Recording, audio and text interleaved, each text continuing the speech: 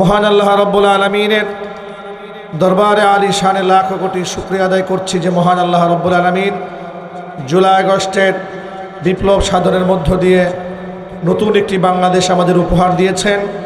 স্বাধীনভাবে আমরা কথা বলার পরিবেশ পেয়েছি। এখন স্টেজে ওঠার আগে আমাদের কেউ কানে কানে এসে বলে না, হুজুর দিনকাল ভালো নয়, এগুলো দেখে শুনে ওয়াজ করেন। কথা ঠিক কিনা বলেন? এখন কেউ আমাদেরকে থানা থেকে ফোন দেয় না, কেউ আমাদেরকে ফোন দিয়ে আইডি কার্ড চায় না। এতটুকুন পরিবর্তন তো হয়েছে। কথা ঠিক কিনা বলেন? আমরা ইনশাল্লাহ টুডে অ্যান্ড টুমরো, আজ না হয় কাল, যে কোনো মূল্যে যে কোনো পরিস্থিতি মোকাবেলা করে এই দেশকে আমরা কোরআনী শাসন ব্যবস্থার মধ্যে নিয়ে আসবো ইনশাআল্লাহ। আপনারা কি প্রস্তুত আছেন? কারা কারা প্রস্তুত আছেন? দু হাত দেখতে চাচ্ছি। আল্লাহ কবুল করেন।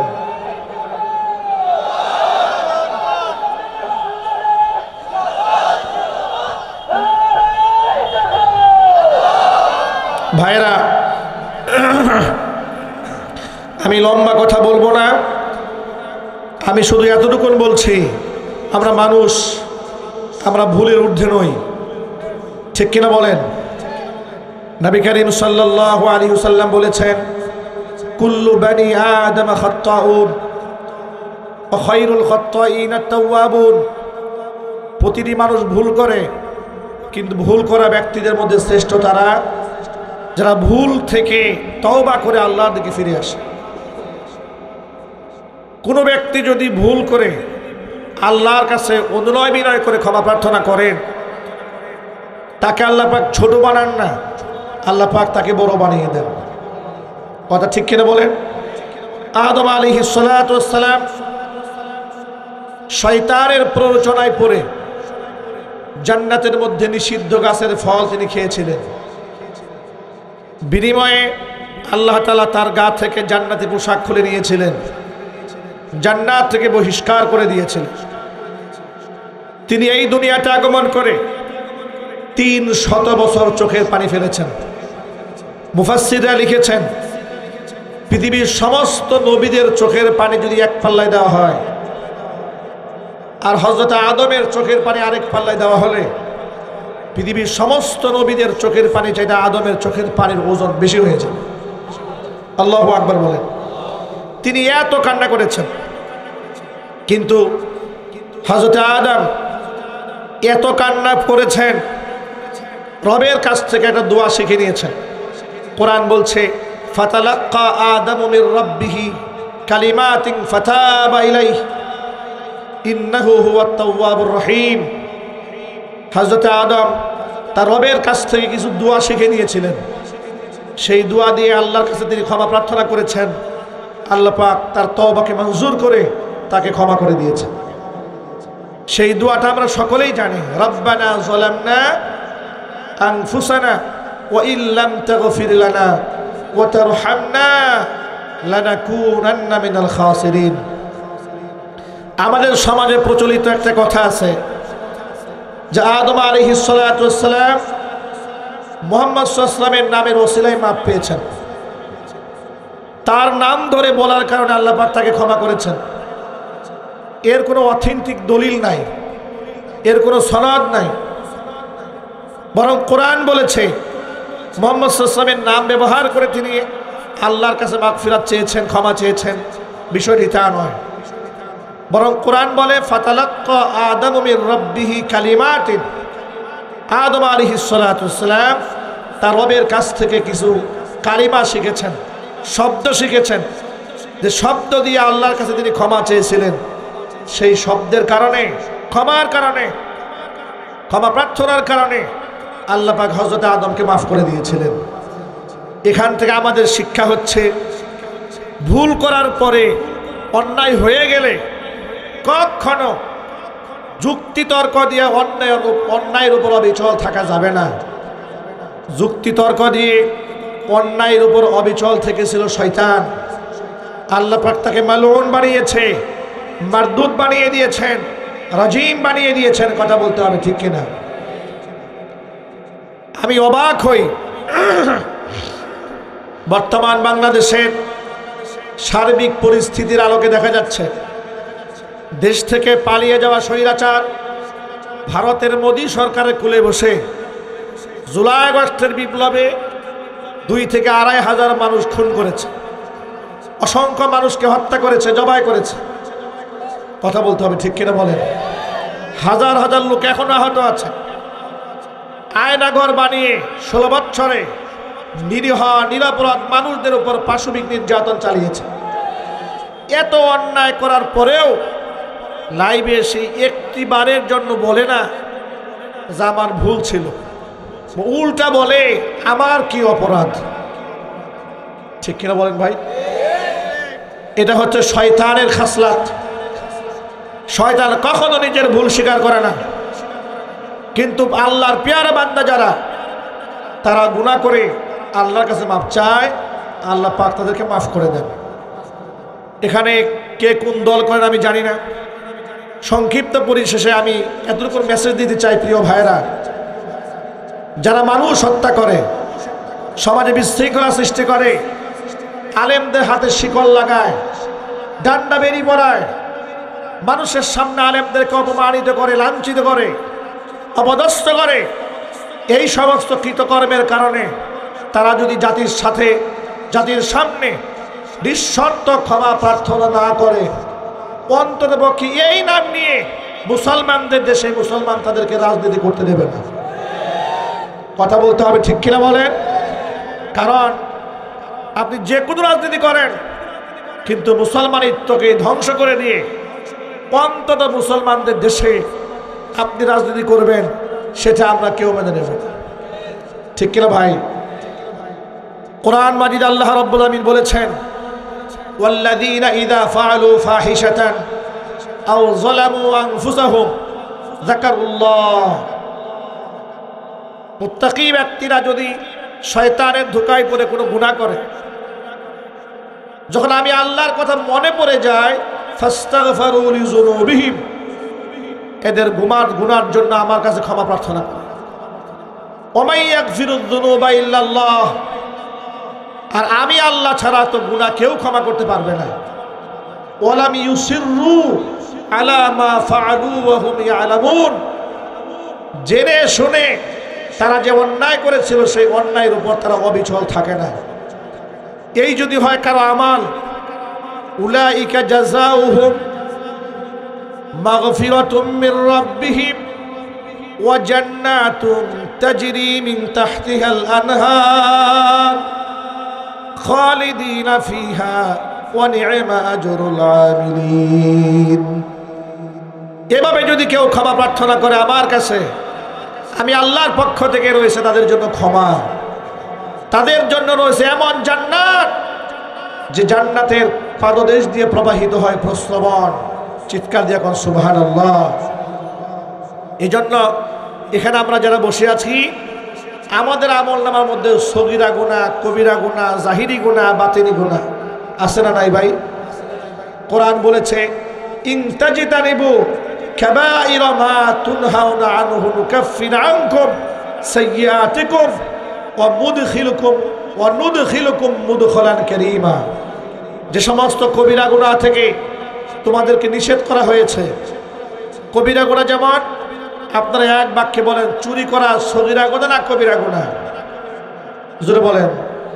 মিথ্যা কথা বলা সগীরা গুনাহ না কবিরা গুনাহ? ডাকাতি করা সগীরা গুনাহ না কবিরা গুনাহ? কবিরা গুনাহ। এই সমস্ত কবিরা গুনাহ থেকে যদি তোমরা বাঁচতে পারো, নুকাফির আনকুম সাইয়্যাতিকুম, ছোট ছোট গুনাহ যেগুলো আছে আমি আল্লাহ এমনি মাফ করে দেব। ছোট গুনার জন্য তওবা করতে হবে না। কবিরা গুনাহ থেকে যদি বাঁচতে পারো, সগীরা গুনাহ ওযুর পানির সাথে আল্লাহ পাক ধুয়ে মুছে পাক বানায়া দিবেন। বান্দা যখন ওযু করে, হাত ধৌত করে, সগীরা গুনাহ ওযুর পানির সাথে ধুয়ে সাফ হয়ে যায়। বান্দা যখন পা ধৌত করে, ওযুর পানির সাথে পায়ের গুনাহ ধুয়ে সাফ হয়ে যায়। বান্দা যখন মুখমণ্ডল ধৌত করে, সগীরা গুনাহগুলা ওযুর পানির সাথে আল্লাহ পাক পরিষ্কার করে দেন। কিন্তু কবিরা গুনার জন্য আল্লাহর কাছে তওবা করতে হয়, আল্লাহর কাছে মাপ চাইতে হয়। কবিরা গুনার মধ্যে 3টা গুনাহ আছে বেশি মারাত্মক। কয়টা গুনাহ ভাই? 3টা। হুজুর বলেছেন আকবারুল কাবাইরি সালাসা। ও সাহাবীরা, আলা উনাব্বিউকুম বিআকবারিল কাবাইর, আমি কি তোমাদেরকে গুনার মধ্যে সবচাইতে নিকৃষ্ট গুনাহগুলোর কথা বলে দেব না? সাহাবায়ে কেরাম বললেন নিশ্চয়ই বলবেন। হুজুর বললেন আকবারুল কাবাইরি সালাসা, 3টা গুনাহ কবিরা গুনার মধ্যে মারাত্মক গুনাহ। এর মধ্যে 1 নাম্বার আল ইশরাকু বিল্লাহ, আল্লাহর সাথে শরীক স্থাপন করা। 2 নাম্বার উকুকুল ওয়ালিদাইন, পিতামাতার নাফরমানি করা।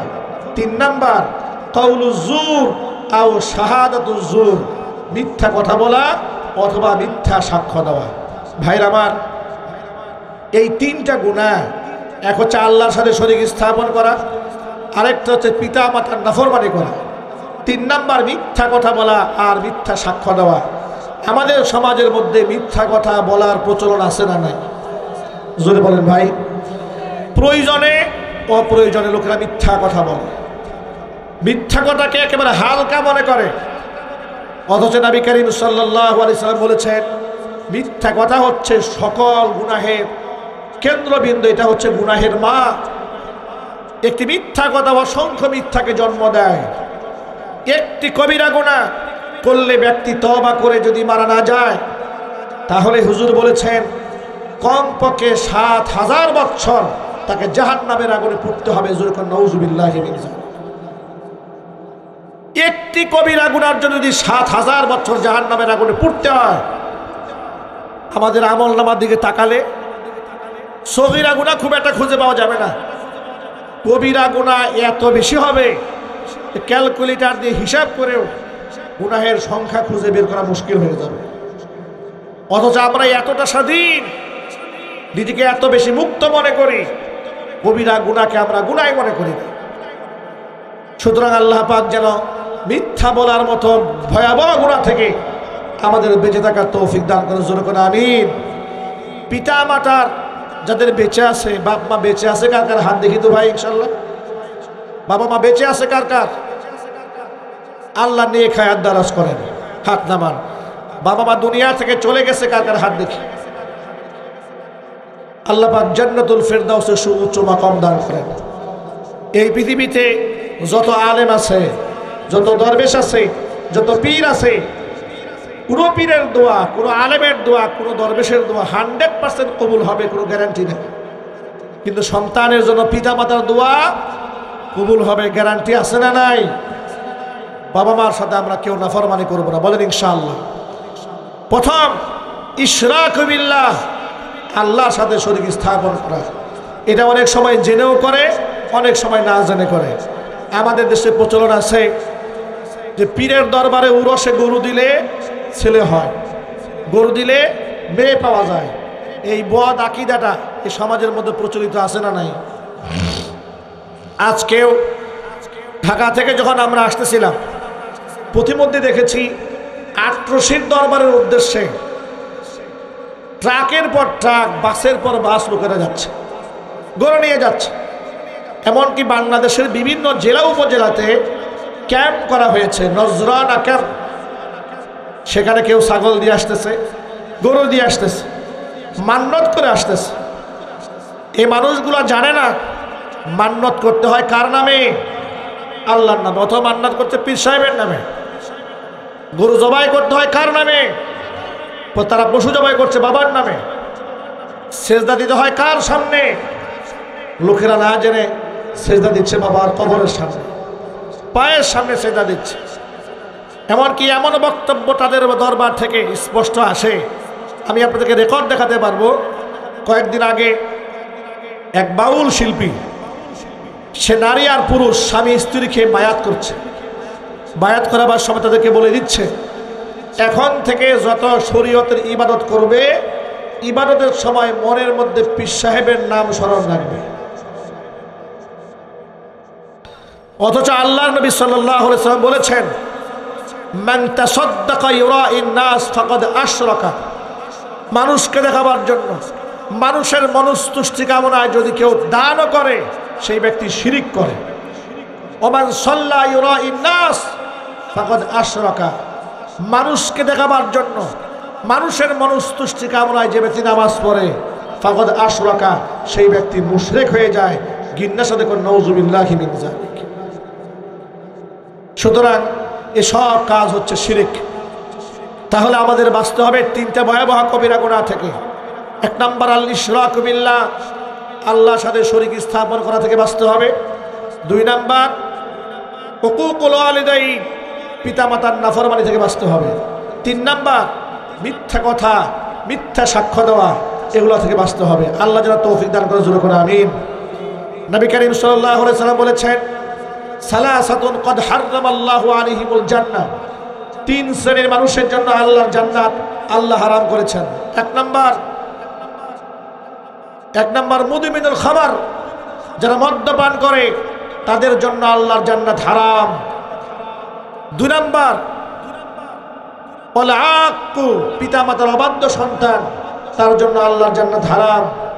তিন নম্বর ওয়াদ-দাইয়ুসুল্লাযী ইকিররু ফি আহলিহিল খাবাস, ওই দাইয়ুস পুরুষ, যে দাইয়ুস পুরুষ তার অধীনস্থ নারীদেরকে বেপরদায় চালায়, সেই দাইয়ুস পুরুষের জন্য আল্লাহর জান্নাত আল্লাহ হারাম করে দিয়েছেন। আমি আমার উপস্থিত মুসল্লি ভাইদের কাছে জানতে চাচ্ছি, এমন মুসলমান এই সমাজে আছে না নাই যে মুসলমান নিজের বউকে পর্দা করায় না? জোরে বলতে হবে, আছে না নাই? এমন নামাজি স্বামীও আছে, নিজে নামাজ পড়ে ঘরে বউকে পর্দা করায় না। হুজুর বলেছেন ও পুরুষ দাইয়ুস পুরুষ, আল্লাহর জান্নাত তার জন্য হারাম। সুতরাং যুবক ভাইরা, আজকে বাংলাদেশের জন্য মাদক এটা বড় ধরনের সমস্যা। কিশোর গ্যাং তৈরি হচ্ছে যারা মাদক সেবন করছে, ড্যান্ডি ঘাম দিয়ে মাদক সেবন করছে, সিগারেট খাচ্ছে, আবার টিকটক ভিডিও করে করে অনলাইন সোশ্যাল মিডিয়াতে ছেড়ে সমাজকে নষ্ট করে দিচ্ছে। আমি আপনাদের কাছে ছোট্ট করে আবদার জানাতে চাই, আজকের এই মাহফিল থেকে আমরা ওয়াদা করব মাদকের সাথে আমাদের কোনো সংশ্লিষ্টতা থাকবে না, ইনশাআল্লাহ। বলেন ভাই, যুবক ভাইরা আজকের পর থেকে কি মাদক মুক্ত জীবন করতে পারবো ইনশাআল্লাহ? দুই নাম্বার, বাবা মা জান্নাতে যাওয়ার এটা নিয়ামত, এটা একটা সিঁড়ি, এটাকে নষ্ট করা যাবে না। আল্লাহ পাক আমাদের বাপ মার নেক হায়াত দারাজ করেন। তিন নাম্বার, আমাদের অধীনস্থ স্ত্রী, আমাদের মা, আমাদের বোন, আমাদের কন্যা, আমরা কাউকে বেপরদায় পরিচালিত করব না। আল্লাহ রাব্বুল আলামিন আমাদের সকলকে কবুল করেন, মঞ্জুর করেন, জোরে করে আমিন। আমি আপনাদের কাছে সুস্থতার জন্য দোয়া চাচ্ছি, আপনাদের জন্য দোয়া করছি। মুসাফিরের দোয়া কবুল হয়, অসুস্থ ব্যক্তির দোয়া আল্লাহ পাক কবুল করেন। মাজলুমের দোয়া এবং বদদোয়া দুটোই আল্লাহর কাছে কবুল হয়। আপনারা ইস্তিগফার পড়েন, আস্তাগফিরুল্লাহ আস্তাগফিরুল্লাহ রাব্বি মিন কুল্লি যামবি ওয়া আতুবু ইলাইহি ওয়ালা হাওলা ওয়ালা কুওয়াতা ইল্লা বিল্লাহিল আলিয়্যিল আযীম। আল্লাহুম্মা সাল্লি আলা মুহাম্মাদ ওয়া আলা আলি মুহাম্মাদ কামা সাল্লাইতা আলা ইব্রাহিম ওয়া আলা আলি ইব্রাহিম ইন্নাকা হামিদুম মাজিদ। আল্লাহুম্মা বারিক আলা محمد وعلى آل محمد كما باركت على إبراهيم وعلى آل إبراهيم إنك حميد مجيد। আপনাদের কোনো বক্তব্য আছে? আপনাদের আর কেউ আছে? দোয়া দেবো, অসুস্থ মানুষ তোমরা একে ডাক।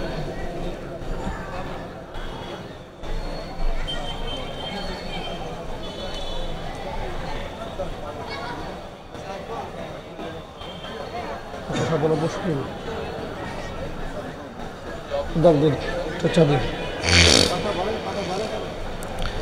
এটা জিকির করেন, লা ইলাহা ইল্লাল্লাহ।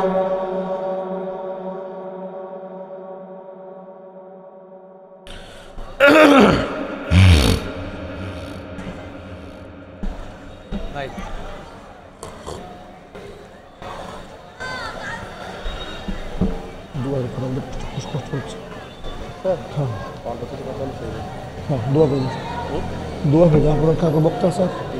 দোয়া হয়ে যাবে।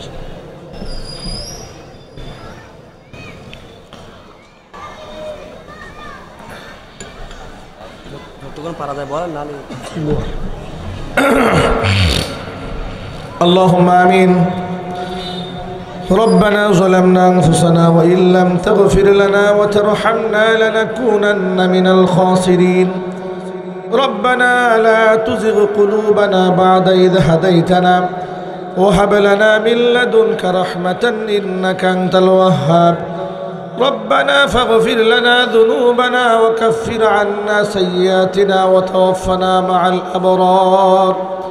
رب العالمين অসুস্থ শরীর নিয়ে সংক্ষিপ্ত কথা বলে তোমার শত শত বান্দা বান্দিরা গভীর রাত পর্যন্ত জেগে আছে কোরআন শোনার জন্য। তাদেরকে আমার পক্ষ থেকে দেওয়ার মতো কিছুই নাই। মেহেরবানি করে তোমার অসংখ্য বান্দা বান্দিদের অন্তরগুলাকে কোরআনের নূর দিয়ে আল্লাহ আলোকিত বানায় দাও।